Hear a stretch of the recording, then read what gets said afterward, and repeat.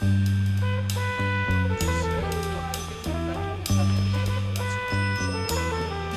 must be lights burning brightly somewhere. Got to be birds flying higher in a sky